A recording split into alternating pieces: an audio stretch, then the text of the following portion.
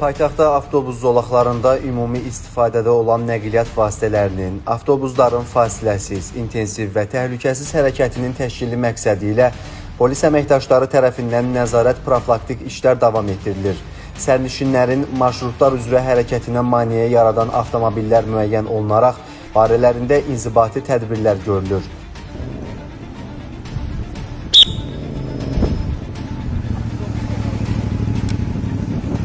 Ümumi istifadədə olan nəqliyyat vasitələrinin rahat, təhlükəsiz hərəkətinin təmin olunması istiqamətində tədbirlərimiz həyata keçirilir. Nəzərə almaq lazımdır ki, həmin zolaq sizlərin hərəkəti üçün nəzərdə tutulur və həmin zolağa daxil olduğunuz təqdirdə inzibati məsuliyyət yaranır.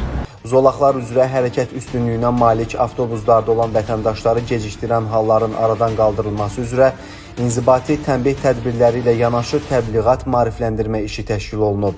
Ümumi istifadədə olan nəqliyyat vasitələrinin hərəkəti üçün ayrılmış avtobus zolağına daxil olmaqla onların hərəkətini ləngidirsiniz və avtobusda yüzlərlə vətəndaşın mənzil başına rahat, təhlükəsiz, vaxtında çatmasında müəyyən çətinliklər yaradırsınız. Tədbirlərdə avtobus zolağına daxil olaraq ictimai nəqliyyatın hərəkətinə maneə yaradan sürücülər saxlanılır, onlarla profilaktiki söhbətlər aparılır, mövcud qanunvericiliyin tələbləri barədə məlumatlar verilir.